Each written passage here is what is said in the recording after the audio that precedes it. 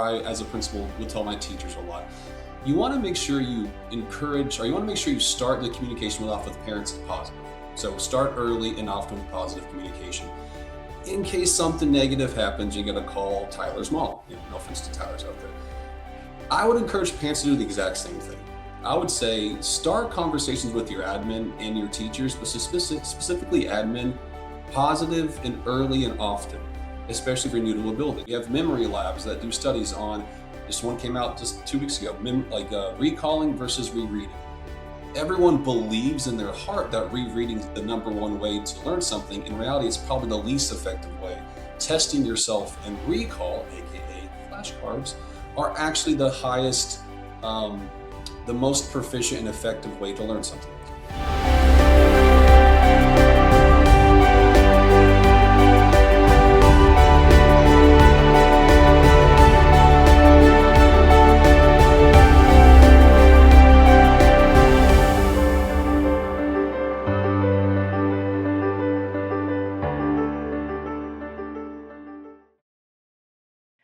Hello, moms, dads, and grands, and welcome back to M4L Academy. Everyone knows that kids go to school, but where's the school for parents to understand just what the heck is happening in schools? That's where M4L Academy comes in. We're the school for parents, grandparents, and friends dedicated to defending liberty by educating on the issues and topics that impact kids, schools, and of course, parental rights. Moms for Liberty is a parental rights advocacy group, but advocacy is such a broad term. One way that our chapters turn this very broad term into action is through review of curriculum, standards, and classroom instruction. Now, as mom, I never expected to need to review this for my kids. After all, how many ways do you teach 2 + 2? And that George Washington was our first president. Well, turns out there's a lot to consider. And that's exactly what we're discussing today with Beanie Gahagan and Nathan Gwynn from Freedom in Education. All right, without further ado, let's get to it. Welcome back to class. Okay, so we are so excited to have you both on the program. You have done such great work in the education space, obviously, company being, your organization being Freedom in Education. And what we're going to really dive into today is talking about curriculum and how parents can understand that. I'll transparently say that I never really put much thought into curriculum. I think that I am very much not victim, I don't like that word, but I was one of those parents that thought, well, mine was fine when I was a kid, so it really can't be that bad, right? And this is going to sound even sillier, but I don't think I thought of like how frequently curriculum would be updated and why would you change it if it was working forever, other than adding history, right? Stuff like that. So I was really, really surprised about that. Or maybe I should say embarrassed about that. So let's start off by, if you could both give a quick background of what you do at Freedom in Ed. Sure, happily. I'm a senior advisor at Freedom in Ed. I'm also a former principal, public and private, and also public school teacher. So at Freedom in Ed, I basically am a supportive role of our academic endeavors and campaigns that we're doing. So we do a lot of different things, very exciting things. Work with standards, with state level departments of education. We work with organizations to help them get better professional development. And we basically consult a lot of different people in the industry. So I love what I do. I'm very supportive, and it's definitely less stressful than running a school building. That's for sure. Yeah, and so I'm a co-founder, and I think content manager is my official title. And I was a classroom teacher, mom of 4, very involved in school. I felt like I kind of knew what was going on, and then realized it didn't. And so really my role with Freedom in Education is just finding out like what really is like valid research, what is evidence informed practices, what is the best curriculum out there, and then sort of getting that to the team, and then connecting with the individuals who are putting this into practice and are writing books about it and talking about it, and so just sort of almost sifting through all of the stuff that's out there and finding out what's true and what's just a gimmick that has been pulled over our eyes for a long time. So it's kind of fun because I'm having to unlearn everything I learned in my College of Education and relearn stuff that makes a whole lot more sense to me. So That does sound, it sounds like a lot to sift through, a lot to do, frankly. Let's go right to that first question of why do we as parents need to understand what our kids are actually learning and how they're being taught?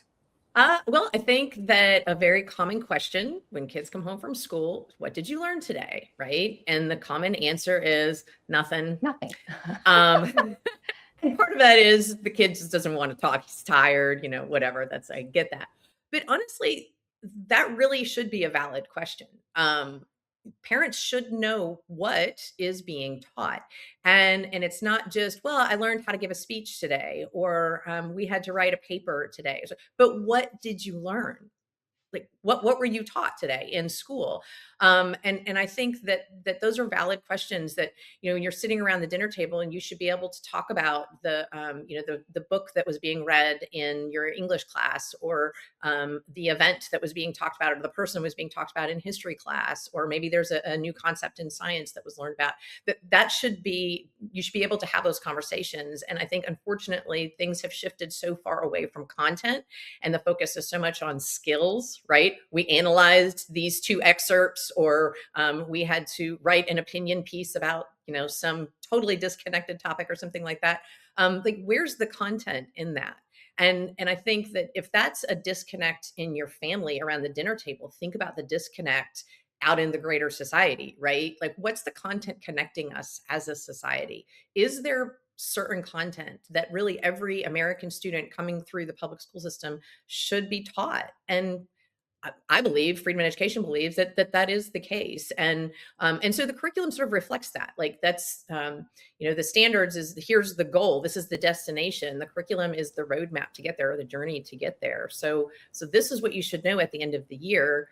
This is the recipe that's going to get you there. And I think that all of that is sort of just kind of this vague, unmeasurable, sort of idea floating out there. And that makes it really hard for when a parent says to their child, what did you learn today? Or what was the most interesting thing you learned this week?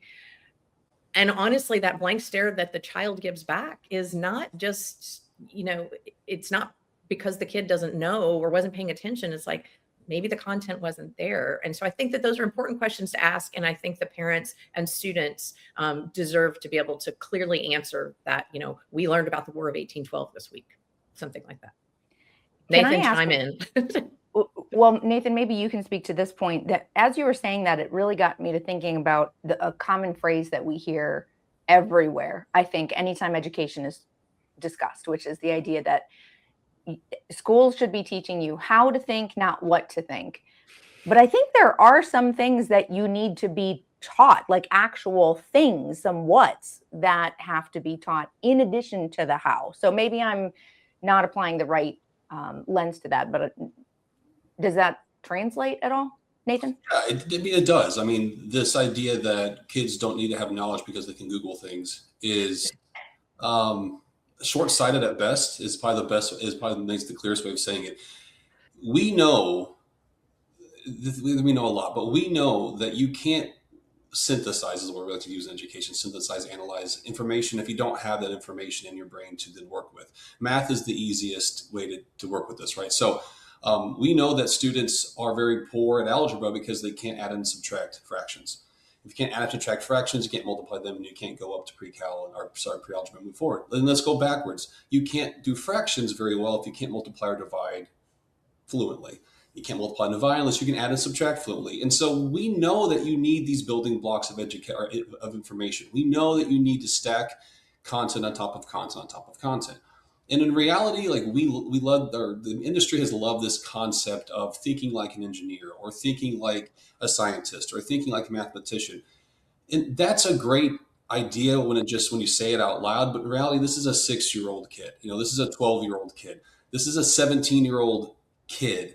And yeah. I taught high school through 5th grade, and I worked at every level as a principal. And the reality is, a 17-year-old, when you have a 17-year-old, they're still a kid. They're giant, but they're still children. And I think we've just forgotten that. And we've kind of taken this idea of this grandiose concept of thinking like fill in the blank. and kind of did like a very thin spread all the way from 12th all the way down to K. And that's just not appropriate developmentally for kids. Kids love knowing things. They love sharing what they know. They don't necessarily love arduous processes where they don't know what they're working on and they really don't know the goal of said project. So yes, students need information, they need knowledge, and then they need to use that knowledge. That's really how it has worked for a long time and how it should work. I think that there is some of these ideas that get talked about, I don't know, philosophically, I guess, or theoretically in conversations. They sound so good, but there's just no substance behind it, or not really. It doesn't stand on anything, because that right there, I mean, your analogy with math just makes so much sense, because Yeah. I remember going through that and how important it was to establish the skills. Well, sorry, I used the word skills, but to really understand those building blocks. I actually wrote that down because I love that the way of phrasing that. All right, so for this comes up to our next one. We're talking about curriculum. So this is what the content they're using, which I think of that as the curriculum. But I also hear in the education space, and I never thought about this any differently, the idea of standards. So what students in schools are students are learning in schools, the standards that the states have, and then curriculum just always seem to be interchangeable. Sometimes they're used interchangeably. Are they the same, or do they differ? And how do they translate into, I guess, one into the other? Yeah, they're definitely not the same. So standards are derived from your state. So your state has different processes. Every state's a little slightly different how they go through that process, and they set what goalposts, basically guidepost standards. Right. This is what a third grade child in math, science, social studies, and ELA should be learning. Included also PE, music, art. There's standards for almost anything nowadays. Then the curriculum is the device you use, the product, the product you use to then make sure you are attaining said standard. One little thing about standards that a lot of people don't know, because I think a lot of your parents are probably private school parents also, is to pay attention what standards your private schools are using. Because as an ex-private school principal, we had to adhere to the state standards, even though we are a private Catholic school. So just a little tidbit in there to say, make sure you do know what your standards are, even if you're a private school, because there's a good chance your school is still using the state approved standards. That's an interesting point, because I would bet most people would think that if there are woke state standards, that they can escape them by going to private school. So do you mind just quickly explaining why that would be? Why? And this is a purely just, I love to ask questions and make sure that I'm not assuming something. So why couldn't a private school escape the state standards? Depends on the state. It really is state to state. It is very much state to state. So there are some states where a private school can basically be on their own. Religious schools have a different bar. Again, it's very state to state. So I just encourage an individual to go look at their state regulations and their policies to ensure they understand how their school, their district, their county, and their state work. That is really interesting. Sorry, Beanie, did you have anything else you wanted to add? I was just going to say, if anybody pulls their child out of a public school and puts them in a private school under the impression that it's going to be an escape from woke content, they should be very cautious, because a lot of the private schools not only use the same standards, but also use the same curriculum and resources and teacher pay teacher and everything else. So I would never, don't assume. I would just say, don't assume. I think that's a good circle back moment to your first question, Missy. Honestly, it's a good thing to circle back to the idea of curriculum. It just goes back to, it's okay to ask questions. You're allowed to ask questions. Yeah. You are your child's first teacher. Yeah. They're yours. Yes, local day apprentice is a thing. Yes, that's real. Yes, you can't be with them in the building all day long, every day, of course. But they are your child. Forgive me for being a Catholic and being a Catholic educator. We very much believe in you are your child's first educator. And I wish more parents were just encouraged to have that mindset. Ask questions. Know what's in the curriculum. It's okay to ask questions. In fact, you should hopefully have teachers who are thankful that you're asking those questions. Talk about circling back. I actually want to go back to the concept of the curriculum versus how something's taught, because one thing that I always kind of suspected, but I have absolutely had validated in interviews and conversations I've had with some amazing guests that we've had on here, is that teachers are kind of given a little bit of free reign in the classroom. And sometimes there isn't officially a curriculum that's actually provided.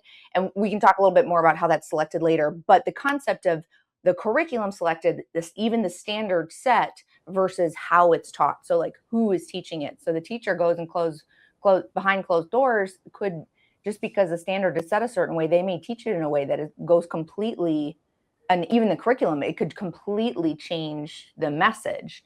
I guess I'm not entirely sure of my question here, to be frank, other than maybe like, how do parents keep an eye out for that? Are you asking about the difference between, let's say, explicit instruction versus, or you're talking about teachers just going off script and doing their own thing? Essentially more the going off script. So I could see there having curriculum that you have these outlined or maybe this is more of a standards thing of, you have to learn about, let's say it's civics, and you have to learn about communism, socialism, the democracy, our representative republic, like all of these things, all of these different types of governments. But then the teacher goes and says, well, and we've seen some examples of, then let's compare these different systems, and showing that communism is like this great, wonderful thing, right, essentially. So that's a how, is what I would see, versus just the what. Well, I guess it's a combination of what. But how do parents keep an eye out for that? Yeah, I think, and Nathan, correct me if I'm wrong, but I think that goes to standards and curriculum, because in the standard, there should be some definition of, teaching the harms of socialism and communism, right? Like that, okay, like that should be a standard. And then the curriculum should then fall in line with that. Now, my own children were just sort of taught that socialism was just another form of government. Like, and I think that there's probably a lot of young adults out there who were sort of taught the same thing. That's why they are so enamored by the idea of socialism, because they were never taught, how many millions of people were killed under that. And so I think, and that, so that goes back to curriculum. What I have heard from some teachers is that the curriculum, especially when it comes to civics and history, is not very good. We do sort of have an issue with that in our country right now. We're just really struggling. Like, we have such an amazing history to teach, and such a amazing government system that we could be, teaching students, and we're just really falling down on that right now. But so I don't know. Again, Nathan, correct me if I'm wrong, but I think that that's a combination of the two, right? The curriculum should lead to that standard, that teaching the harms of socialism and communism. Yeah, I keep repeating the same thing, I think, but the reality is you should know your standards. Again, these are not district derived, right? So when a parent gets on their state website, they can just read them as they are per grade. So that's a good place to start. I'll also flip this a little bit. So as educators, we are told a lot by principals, or I, as a principal, will tell my teachers a lot. You want to make sure you encourage, or you want to make sure you start the communication off with parents as positive. So start early and often with positive communication. In case something negative happens, you got to call Tyler's mom. No offense to Tyler's out there. I would encourage parents to do the exact same thing.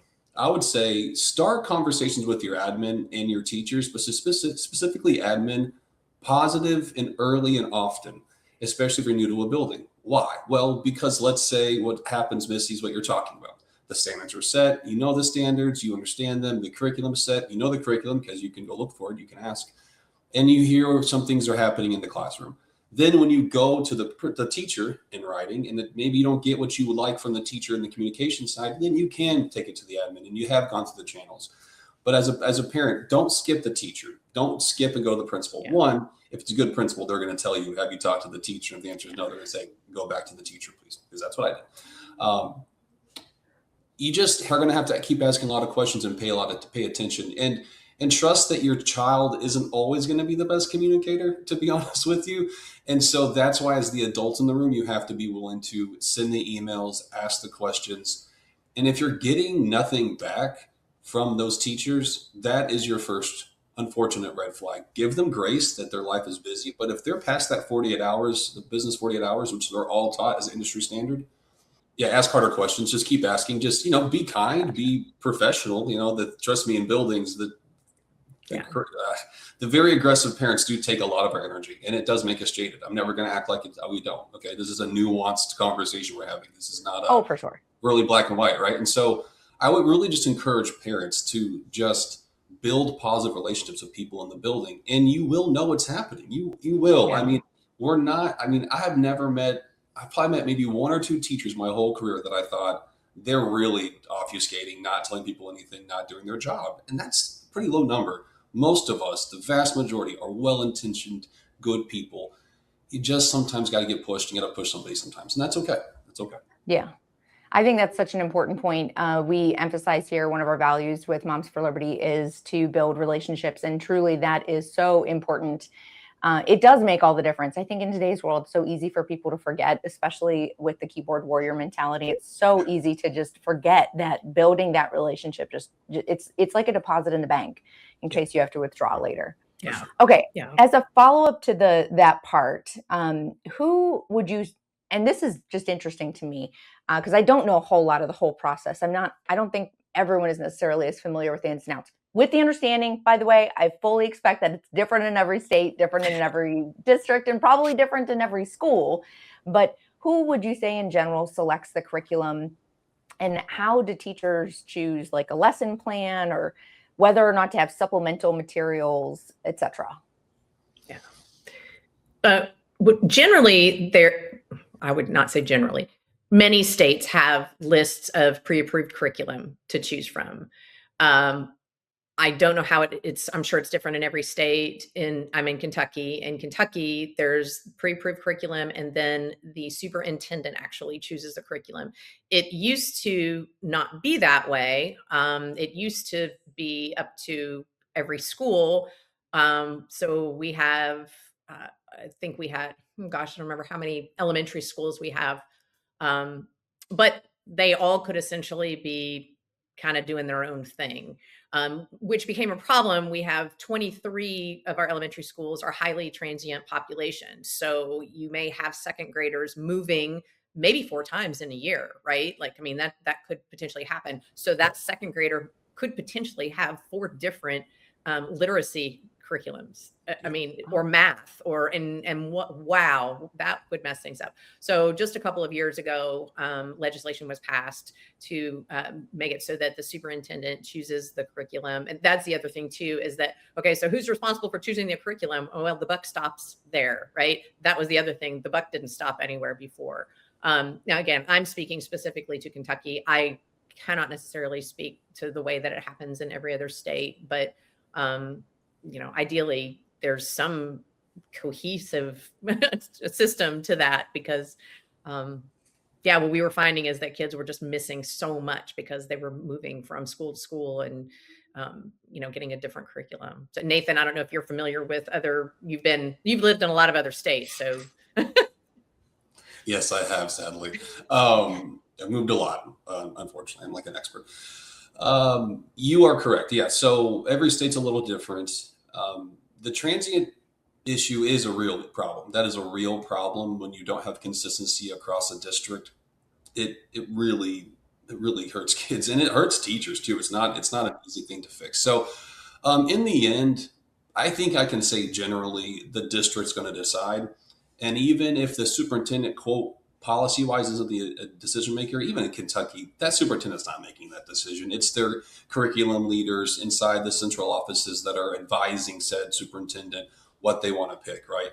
And the other reality is there's not that many great options. It's pretty much a monopoly. There's a few companies that produce a lot of different curriculums with a lot of different names or banners, but when you go back and research, you find out it's still Savvis, it's still McGraw-Hill, it's still HMH. And so knowing enough to be dangerous is what I like to say about curriculum companies is a good thing for a parent to know. And again, like these individuals at central offices have email addresses, they have office hours, they should, they have phone numbers. You should be able to, and you should definitely be able to talk to these people and just simply ask questions like, hey, I noticed that we have McGraw-Hill's Inspire Science, what's the reasoning behind that?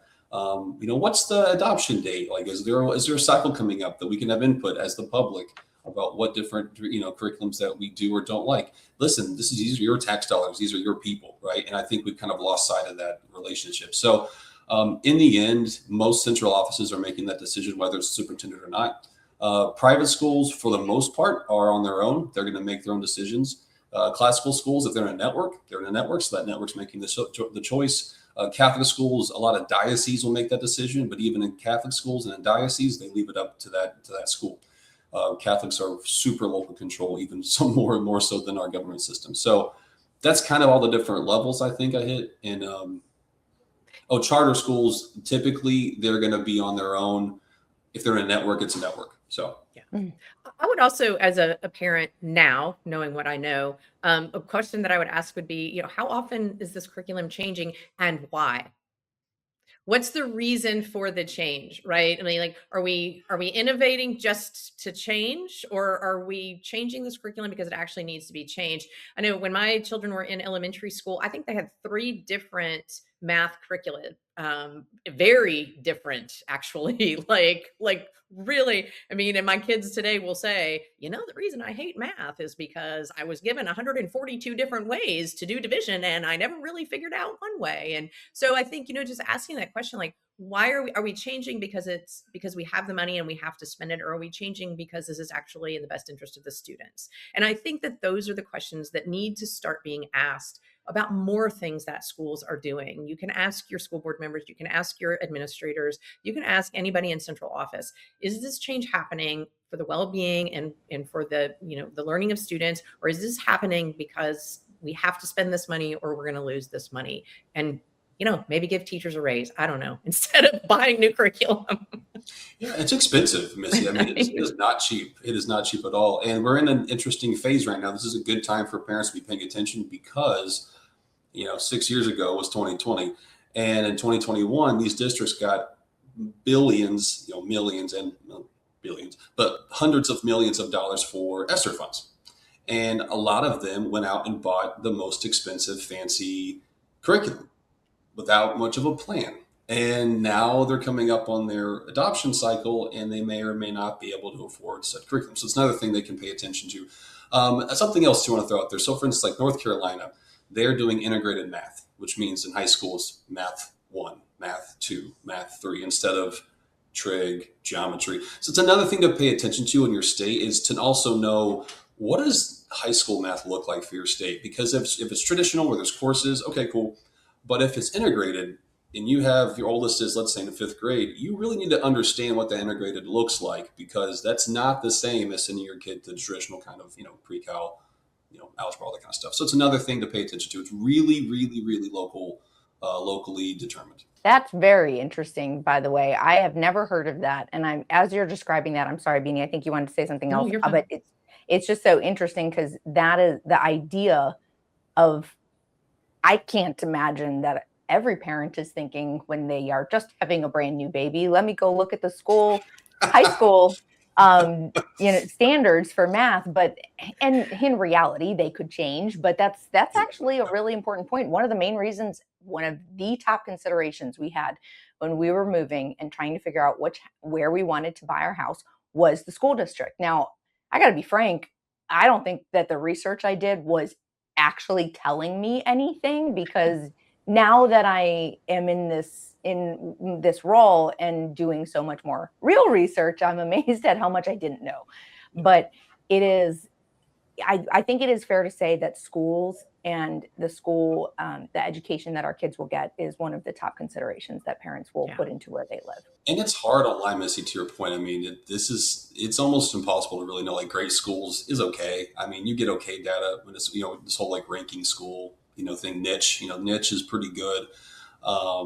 But it's hard. It's hard to really know what's happening in schools. I've worked in some of the best in the country, and I've worked in some really struggling schools. And ironically enough, I think a lot of educators would agree with me. Some of the best teachers I've ever worked with are at the struggling schools.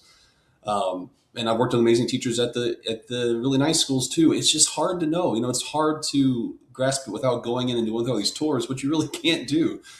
And so, rely on people who've been through the system, for sure. If you can find people, if you're a young parent and you can find people who 2 or 3 of their kids have been through it, they're going to know. And that's who I would trust more, is like, hey, just give me the honest take of what it looks like around here. Yeah. So, okay, so let's talk a little bit about what actually goes in. What does good curriculum actually look like? If it's strong, academically sound, and what are the warning signs parents should maybe watch out for that it's not good curriculum? It's fun and engaging, right, Nathan? That's what makes good curriculum. It's fun and engaging. Very engaging. It's engaging. Is what people love to say. It's engaging. Innovative, fun, and engaging, if you will. Yeah. That sounds like a lot of buzzwords to me. It is. It is. I'll do my nitpicky one. This is the one I hate the most. Okay. So the one I can't stand the most is first grade kids coming home with their math homework. And there is a high order thinking question where they have to basically like write a sentence about their thinking. I love my first grade daughter. She's amazing. She's the best. I have 4 kids, by the way, so she's my third. I didn't always know how to answer those questions myself, and I think I'm pretty good at math. So you should be looking to see, one, does this even make sense? That's an honest question you should start with. Does this work make sense? And is it developmentally appropriate? I think that's fair.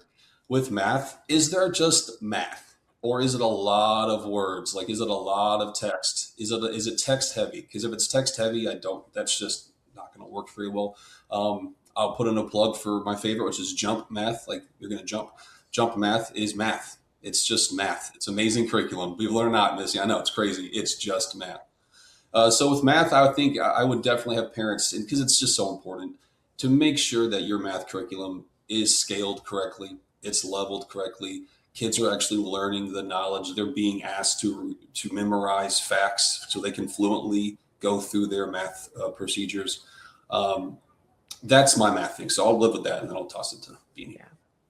Yeah, I think, especially early on. Well, and here's the thing. So parents, if you don't know, just like Google science of learning, what is it? And you'll see some buzzwords. You'll see retrieval, you'll see practice, you'll see, oh gosh, give me some more buzzwords here. I don't know. But you'll see those things. So I would say, look at your child's curriculum, whether it's math or spelling or history or science, whatever it is. Are the teachers teaching the content that the students need to learn?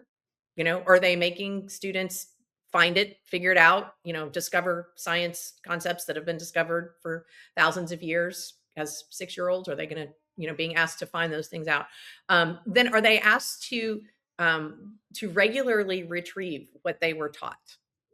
Not just like when they get home and do homework, but like a week later, 2 weeks later, 2 months later, are they still asked to do that? Is that curriculum requiring them to take that content that they were taught in September and connect it to what they were taught in January? Like, is this a cohesive curriculum, or is this just sort of scattered here, there, and everywhere? Is it sequential? Does it build on itself? Or is it, we teach a concept here and then we skip over to this concept here, and that kind of thing? Like, there should be this very clear, obvious sequence. There should be so much practice. I know there's a big backlash against homework and all that kind of stuff. And I understand why people don't like homework, but also parents need to understand what that homework is. That homework is requiring those, if it's good homework, if it's real, productive homework, is requiring the students to retrieve the content they were taught in school that day or the day before and apply it and every time they do that, it's just getting ironed into their memory, right? And that's how we know that they're knowing it, so that when they need to recall that in May or the following September, it should still be there, maybe deep down in their long-term memory, but it should still be there. And so I would say sequential, definitely include practice, definitely including explicit instruction with modeling from the teachers, any kind of curriculum that asks students to go and discover really weighty concepts. I'm just like Zach Rochelle says, just tell them. I mean, my 4 kids couldn't stand that when their teachers would, send them off and have them figure things out. And they're like, can you just teach us what it is that we need to know? And I taught that way. I thought it was really fun and engaging and innovative to have students, I taught 4th grade, 5th grade science. So it was like, go discover the law of gravity. It didn't take people that long to figure that out, right? I mean, just, and so I think it should definitely include the teacher teaching the content. And then later on down the road, there may be a group project or an individual project that they do on it. There may be a time where they can take the knowledge that they were taught explicitly and apply it to some inquiry, level question kind of thing. But that shouldn't be how it starts. It should be the teacher should know more than the students, and as that expert in the content, the teacher should be then sort of passing that on to the students, whether it's in kindergarten or in 11th grade. The teacher should still know more than the students. It should be the expert in the room. And I think a curriculum that allows the teacher to do that in a way that is, and I hate to use the word engaging, but it can be actually explicit instruction can be very engaging and should be very engaging, right? It should be the teacher teaching, but also like constantly getting the students to think about what's being taught, that kind of thing. So I think a good curriculum allows a teacher to do that without the teacher having to go to Teacher Pay Teacher, an online resource, to find lessons like that to teach. Yeah, and I would to add to that real quick. So two things, like the term knowledge rich is something that people should look for, right? And the opposite to what Beanie brought up, discovery based, student centered. Student centered is an interesting term because every teacher is a student centered teacher, but what it's actually become is the teacher's not important at all, and the kid needs to go discover their knowledge for themselves because they're their best teacher, which is not. I'm sorry, that's nonsense. I mean, that's why adults exist. I want to say something about homework because this is something that I feel very passionate about.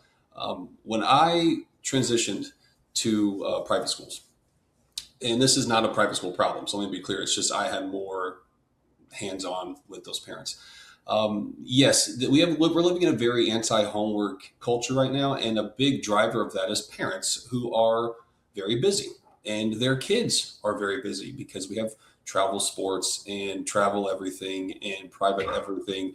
And the reality is I would look at my parents, who I loved very much, and just say, you have to choose what your priorities are. Is your priority to give your son or daughter a less than 1% chance of being a college or professional athlete, really college? Or do you want your kid to have the knowledge base to go be successful in whatever they want? That's the question. And unfortunately, thank you. No, it's just the truth. I mean, and we have to get our young parents back on board. And I actually think millennials are doing a pretty good job. I'm also millennials, but I think we're doing a pretty good job of our priorities.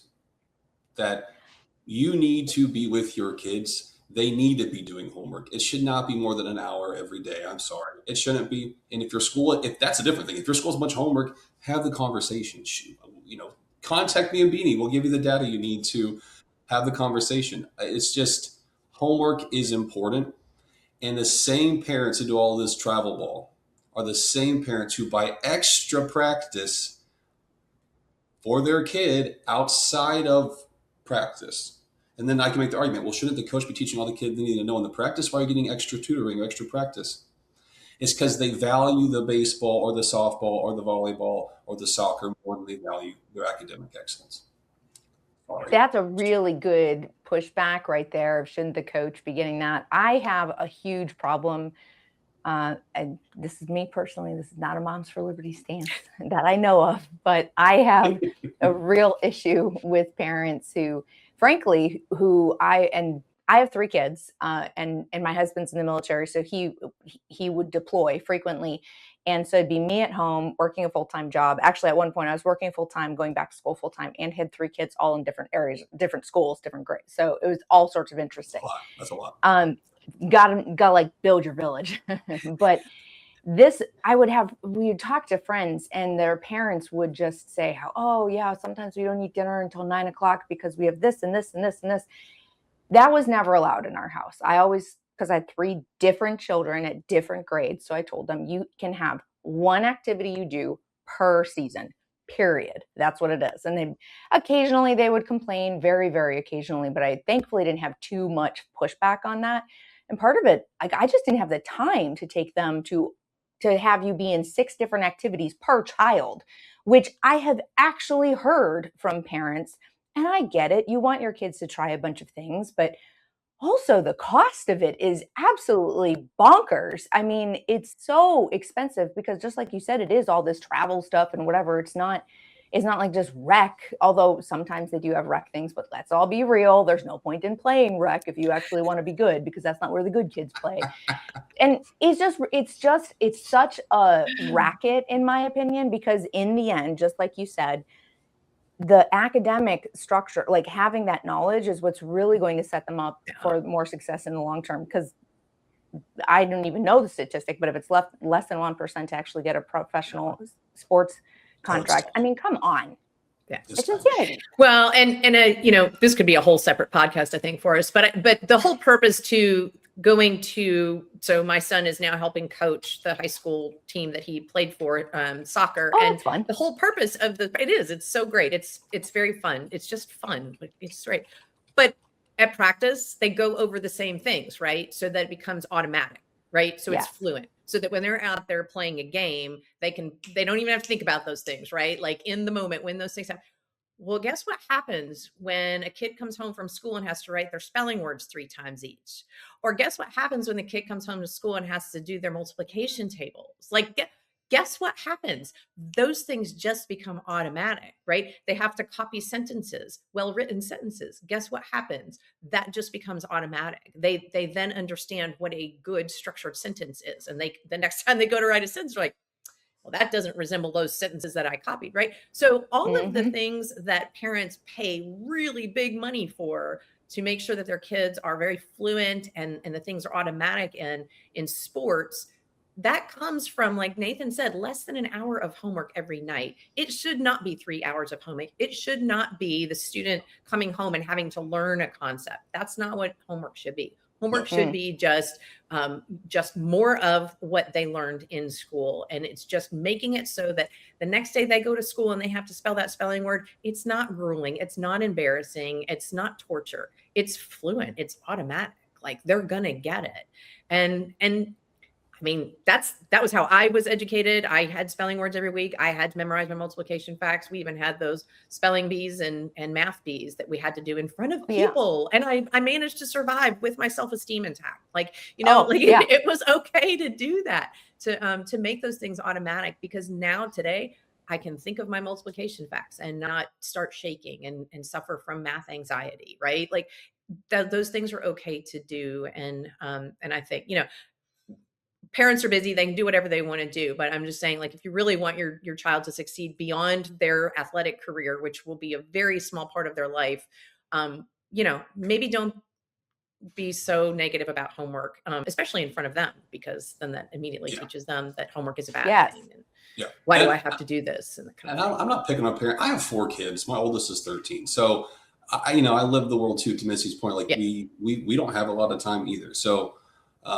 one activity, and my family, we do 0 winter activities. That hurts my son. He wants to play basketball. Well, we're Catholics. That's Advent. That's Christmas. That's the time where our family is together a lot. And so we made the choice years ago. We do no winter activities outside of our home. And that's us. That's us. I'm not saying people should do that. But again, is it hard to tell my kids no? Of course it is. Like, do I want them to do more? Honestly, probably yes. But I also want them with me more, and I want them focusing on what's actually going to be with them the rest of their life, which is their education, their mind, their ability to think, the knowledge that they have. That's the keys to the kingdom for them, is being able to think with the knowledge that they have inside of them. And even if they become professional athletes and make lots of money, they're going to need math skills, and they're not going to be able to read and write and understand. So they're still going to need to know that stuff. That's exactly right. I am a huge advocate of homework, which is really, I'm sure if my parents watch this, they would be like, yeah, for sure. My parents should not. My parents watch this. My mom's a teacher. She's going to be like, Nathan, you're so full of crap. You got a C in my class, which I did, by the way. But it was physics. So, I feel like I get it. Yeah, exactly. That was a tough one for me, for sure. Not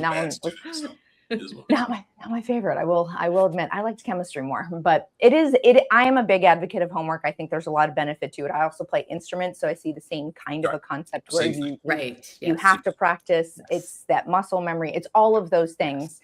I was going to make a joke that I think it's not very inclusive of schools nowadays, that they don't have like around the world and spelling bees, because I was never very athletic. So I didn't have a chance to excel athletically, but academics, I was competitive academically. Like, same. that was my Super Bowl, was around the world. And I totally agree with you. Listen, I was at a cool school, I was out in Seattle one time, and we had sports of the mind is what we called it. And at first I kind of chuckled, but then when I got to the school, I loved it because yes, it was an academically focused school, but to your point, Missy, there's, I don't know what the number is, probably 60% of the school is not really interested in doing athletic activities for competition's sake. And so academic team, like we have that in Kentucky, I love academic team. And so, yes, like robotics, like not Next, I can't remember what it's called, cool. Dex, whatever it's called. Robotics, like, yes, give kids opportunities to be competitive in something that's just not throwing or kicking a ball. And I love sports, I'm a huge sports guy. So yes, I totally agree with you. Yeah. And I will say, as the mom of 3 boys and a highly competitive daughter, that academic competition is a really good way to bring those boys in and to really make them interested about their learning, especially as they get into like those intermediate grades in middle school, where it's a little bit less cool, I guess, to get good grades, like, make it a competition, because boys will compete for that kind of stuff. Boys are very competitive, I have been told. I don't have boys. I can vouch for that. I can definitely vouch for that. I have 3 boys too, so yes. They are. One might say you're an expert, since at one point you were probably a boy, Nathan. Just throwing that out there. I am still one, I guess a man now, technically. But, you're making big assumptions there, Missy. It's a big assumption. I don't want to assume. I don't want to assume. Okay, so you mentioned I wrote it down. You said this, and you started talking about this earlier, the science of learning. And I wanted to unpack that just a little bit. And I know we may not get a chance to get to all of the questions we had attended to, but I want to talk about that, if that's okay, because to me, it brings up the concepts of evidence-based that we hear. That's a big buzzword, I feel. And I feel like I don't really trust it, because I've seen the words like best practice or evidence-based used almost like weapons against us. It's cloaked in this good language.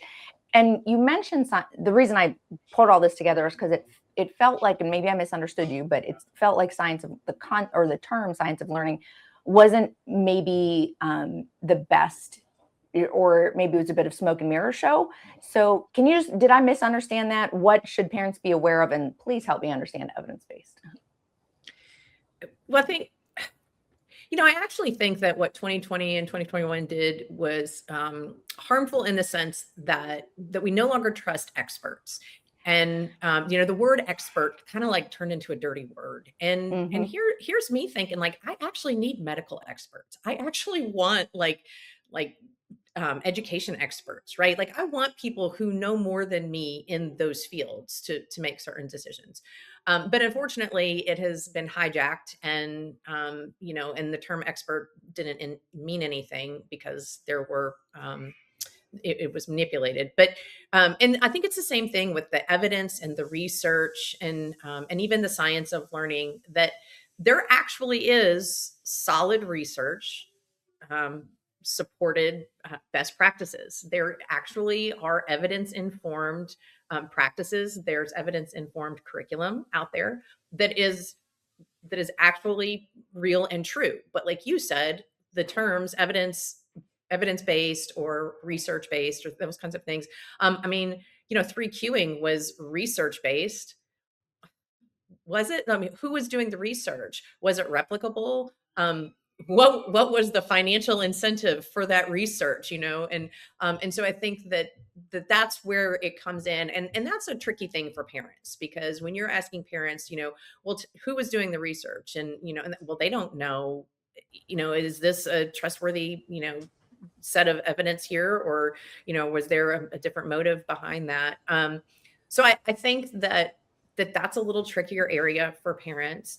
I think that the science of learning it's exciting that it exists. We have the cognitive science, the data to show that there is actually a better way to teach students, not just students of all ages, I will say, that there is evidence to show how everyone learns.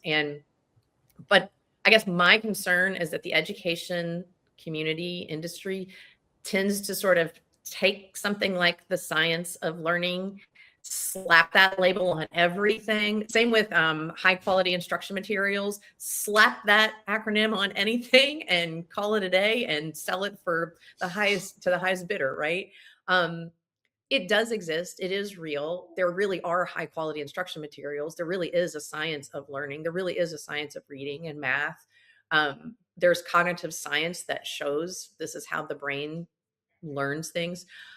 Do I think that everybody in the education industry is like on the same page with that? I don't.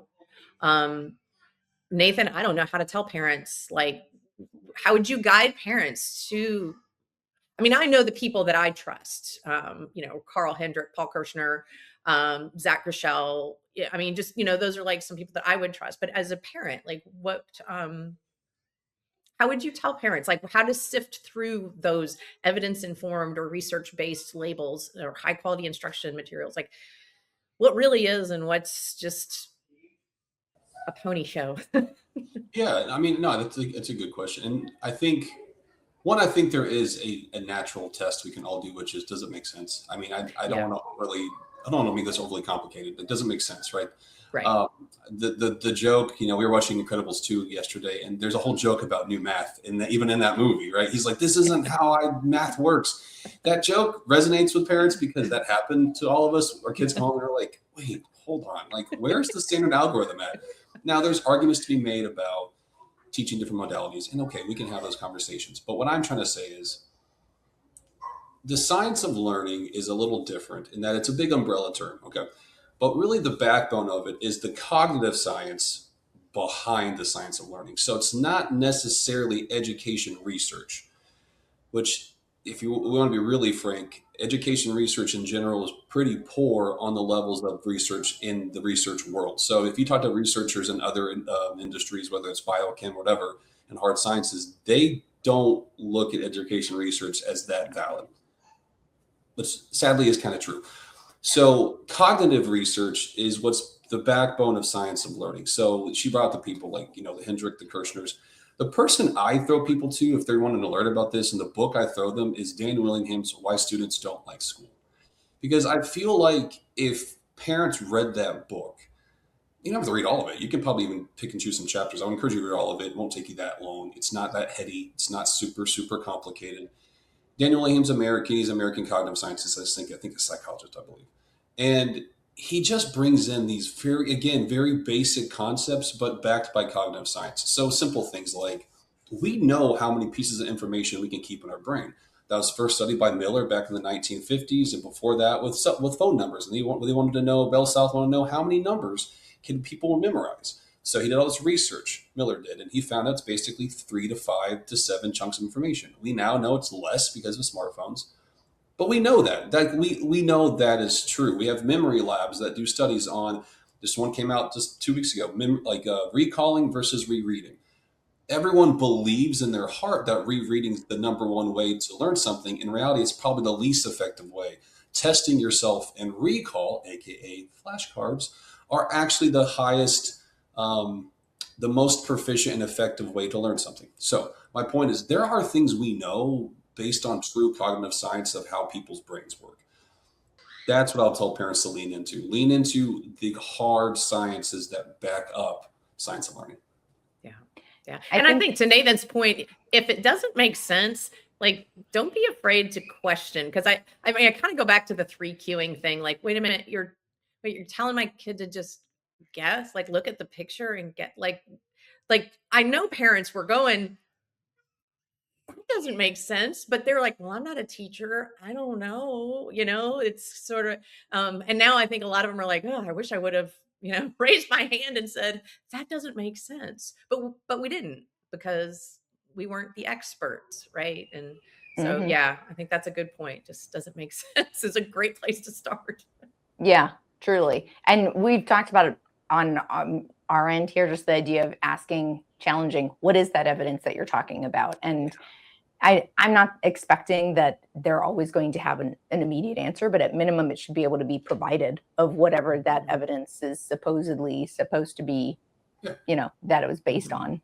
right? And Yeah, I for would sure. say too, Zach Rochelle's book is very thin. It's called Just Tell Them, and it's kind of like an introductory. Parents definitely could read that and be like, yeah, again, they would say that makes sense. One of the best books that I read, it was several years ago now, was Daisy Christodoulou's Seven Myths of Education, and it'll just kind of take everything, and the parents will reading it will be like, yeah, and both of those are very short, very, very accessible, to anybody inside or outside the education world. It just kind of helps, it's not going to make you an expert. It's just going to maybe like equip you to ask some questions that are, you know, good, helpful. Yeah. Yeah, that's really helpful. I think that's important because we don't necessarily, I just feel like there's a lot of things that maybe I can't be the only one, but I feel like maybe I was the only one that just took for granted that our kids would just get this, that they were going to, it worked for me. I didn't have an issue. I certainly don't remember my parents like diving in and asking my teachers about curriculum or anything Right. like that. Right. So and this is not a knock against them in any way. It's just I don't remember seeing any of that, and maybe they didn't. I just never saw it. So I don't think that necessarily every parent realizes how beneficial it is to understand these other pieces for sure. So you said a lot of kind of fancy word. Well, I'd actually say that this whole conversation has had a lot of almost buzzwords. Let's put it that way. Not necessarily entirely, but every industry has its lingo and buzzwords and things that we get very familiar saying ourselves, but people new to discovering this may not understand or even know that they should be on the lookout for, because some of it sounds really good. So I want to take just a minute to kind of unpack some of these, and maybe if you have a strategy for how parents can kind of keep their feelers up of what to be on the lookout for, because some of these sound so good, but there are real concerns with them. One you said earlier was the idea of student-centered learning. Another one that we hear a lot is inquiry-based learning or project-based learning. I heard you, Beanie, say it, or you asked me if I was referencing explicit instruction, which that was a term that took me a hot minute to figure out, because I think because I was overthinking it. I was like, this is what? Because it And makes Like so bad much words? sense. Are we cursing one at of children? Is that what we're doing? Yeah. yes, yeah. I mean, there are multiple meanings for it, but and then a hot topic, I think that, or a hot phrase that we hear very frequently now with AI coming into education is personalized learning. So, just with some of these, what are your thoughts and feelings on them? Should parents be concerned, and how can they have discernment on some of these buzzwords? I always like to say, show me a student-centered classroom, and I'll show you the 3 to 4 students that the classroom's centered on. It's, how do you have a student-centered classroom when you have 25 to 30 students in your classroom who all have, different needs, different emotional needs? That's where we have to go back to cognitive science. How does learning happen? What is the content that I am supposed to teach? And what is the most effective and efficient way of teaching that content? I cannot teach to little Johnny who likes to stand on his head. I cannot teach to little Susie who needs a hug every 5 minutes. Like I can't do my lesson plan like that. I have to say, what's the content and what's the most effective way of teaching based on cognitive science? So I would say it needs to be content-centered classrooms, teacher-led instruction. Are the students important? Absolutely, the students important. Every decision that the administration, central office, the teachers make should be made in the best interest of student learning. Does that mean that one or two or four students are the center of that classroom? No, it can't be. We know what happens. I mean, my children can still tell you who their classrooms were centered on, right? Like they know those kids' names. So I don't like that term. Actually, we need to be the adults. We need to make the decisions. We need to stop, letting students make those decisions for themselves. Kind of the same thing with inquiry. Nathan alluded to that. Just like, don't expect a sixth grader to teach themselves. Like, I'm not a sixth grader, a 6-year-old or a sixth grader. Actually, they're very similar. Like that. No, that's what the adults are there for. They're, and honestly, as a teacher, like I love to teach because I love that I have this knowledge that I can't wait for these students to learn, and I want to teach this to the students. I don't want to stand in the back of the room and watch students fumble around and productively struggle until they figure out these really weighty concepts. Maybe they're not weighty to us anymore because we're not 6 years old or in sixth grade anymore, but they were weighty then. And so, like, be the adult, be the teacher, teach the stuff. Don't leave it to the students to do that. I think just, kind of taking that little bit of authority, which I know is a bad word, back into the classroom, and like, it's okay for an adult to be in charge. That's actually a really great way to make students feel safe, is knowing there is an adult in charge in that classroom, for both for behavior and for content and everything else. My own children did not appreciate the teachers who really didn't know their content and really just sort of just like slubbed that authority, like just kind of let the students do whatever they wanted to. They really appreciated the teachers who knew what they were talking about and didn't take any, guff from anybody. And like, those are the classrooms they appreciated being in and probably learned the most in. Sorry if that was a long answer to question. No, that's really good. That's really, really helpful. And before we go into project-based learning, I just want to say that something that is so important there to me is this idea that a lot of these terms sound really good and probably work for adults. And you kind of alluded to this sort of, I think you essentially said it, but we're taking these adult concepts and translating them, putting them on children. And it sounds great. It feels great to our adult minds, but that's not what the child needs. That's not what's actually good for the child. Sure, it'd be great for us as an adult, because I heard a really funny analysis of a podcast or a parenting, talking about gentle parenting and the idea of, I don't know, like letting your kids decide stuff. Or they were reacting to a TikTok video where this lady's saying, would you like it if someone told you when to go to bed, when you had to go to bed every night? And the reaction was actually, if I'm an adult and someone has to tell me when to go to bed every night, there's some much bigger problems here.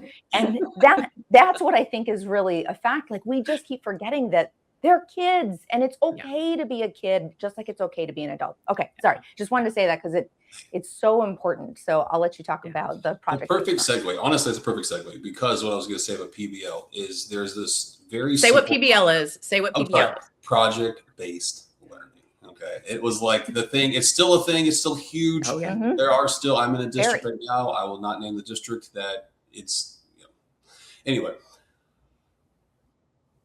The big failure of PBL is this very simple concept that no one really talks about in education, which is students are always novices pretty much the whole time. They're almost never not a novice, what's the opposite of a novice? An expert.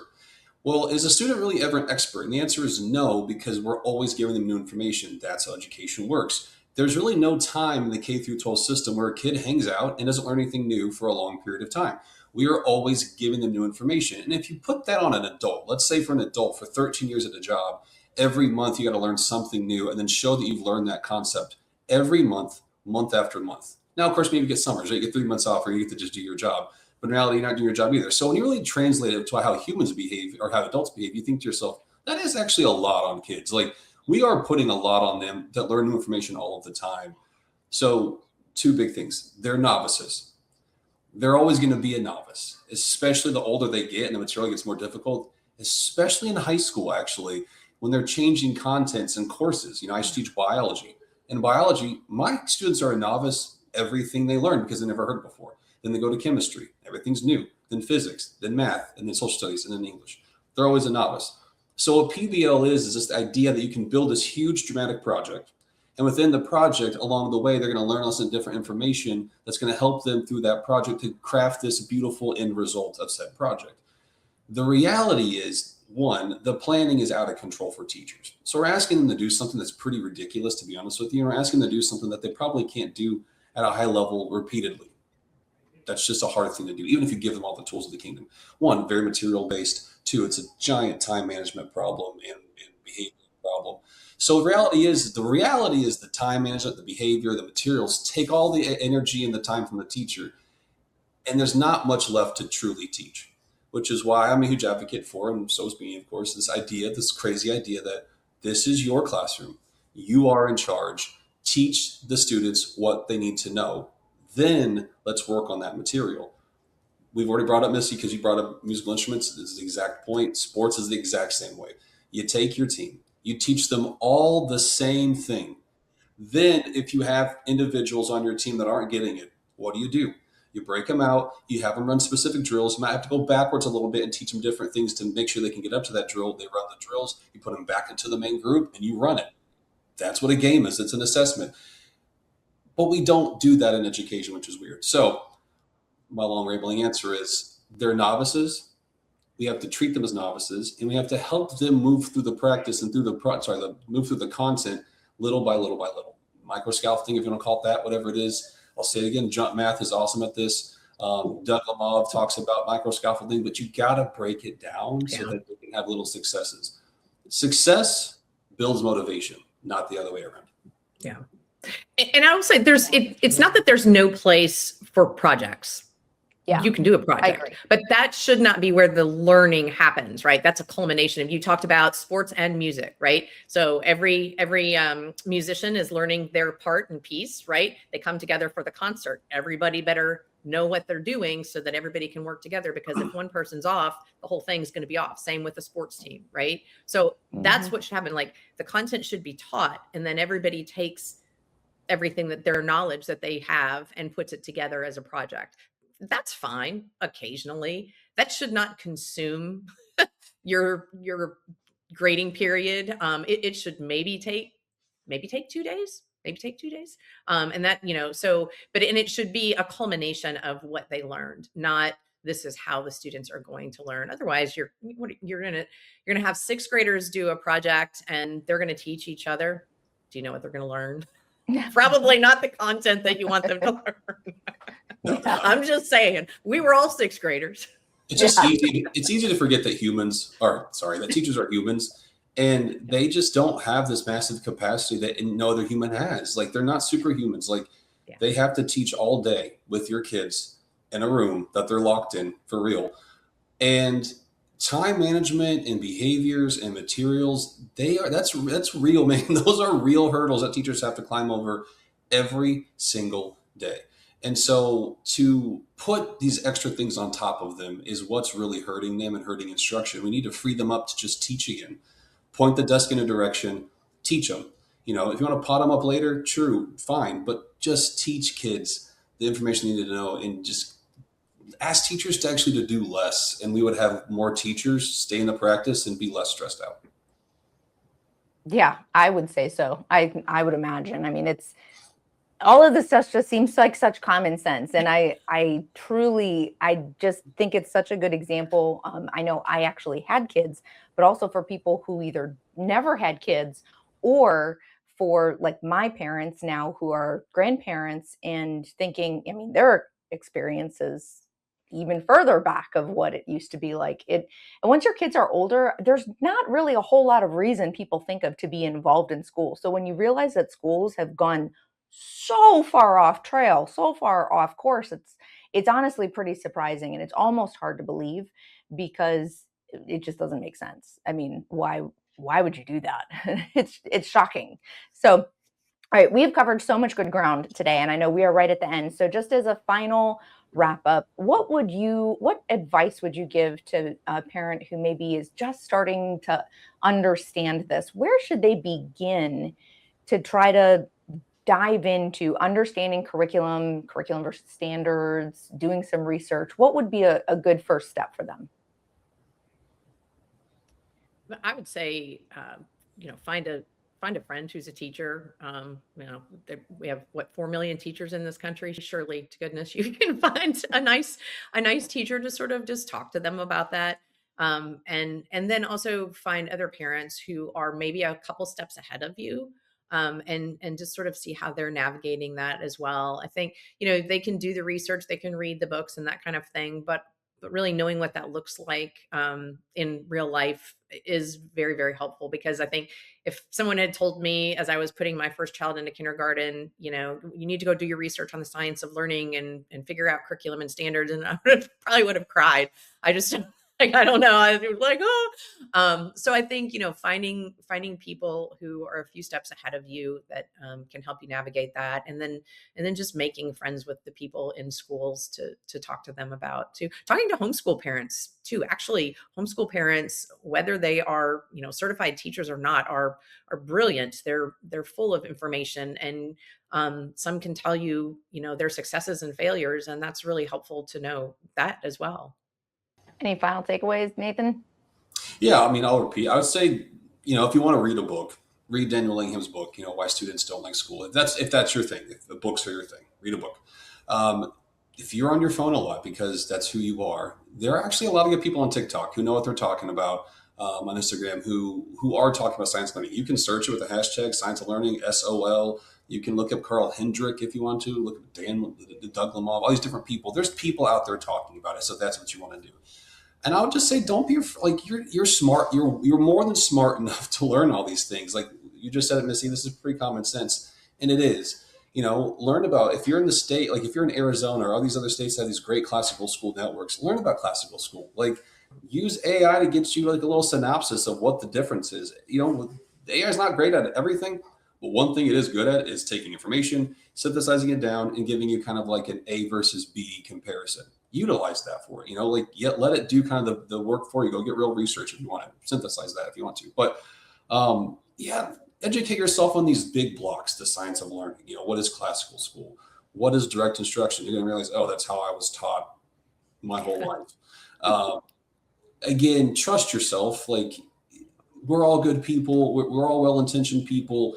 Schools are filled with well-intentioned people. It's the concepts behind everything that's kind of messed things up. And so, and I agree with the beginning. I'll repeat what I said. Build positive relationships with the people that are in your buildings now. And don't be afraid to change. Like I've changed a lot. My kids have been in multiple schools. Of course, I was a principal. That's why. But don't be afraid to change. Sometimes it's what you need. And sometimes that change can make the entire difference. That is very encouraging. I love finishing up on overall, both of you said it, wrapping the idea of relationships, both in your community with other parents and with the school admin and teachers. I think that is just hugely important for making this exploration successful, frankly. So thank you so much for joining us and sharing all of these insights. I have so many other notes that we didn't even get to talk about alpha schools, and I really wanted to talk about alpha schools. Oh man, so let's see if we can have you back. That's an entire podcast by itself. Yeah. I had a feeling it might be, which is why I was saving it for the end. And sure enough, we definitely ran out of time. So hopefully we can talk about that in the future. Thank you again for joining us. Thanks so much for asking. Thank you. What a great conversation. And honestly, one that every parent should hear. Something I'd encourage all parents to remember when you start looking at just what your child is being taught is to ask that simple question from Nathan. Does this make sense? And by the way, yes, it is okay to question. You are your child's first educator, and you have the right to know what they're learning. Don't feel like you have to just trust the experts. You are allowed to push for curriculum that is academically strong, sequential, and developmentally appropriate. Just like any industry, the education world can fall prey to fancy buzzwords and innovative trends. It's okay to be skeptical and ask why something new is being introduced or why a certain curriculum is used. Is it because it sounds cool or because it will actually benefit the students? Perhaps the most important part here, though, make sure to take the time to build relationships with your teachers, principal, and other school staff, because that relationship goes a long way in the end. If you enjoyed this episode, please hit like and subscribe so you don't miss any of the great content coming up. And then share this with another parent or friend who might be starting their own journey into the world of curriculum. We're here at M4L Academy to educate and equip you to help build engaged citizens, not enraged activists. In the words of James Madison, the advancement and diffusion of knowledge is the only guardian of true liberty. Class dismissed.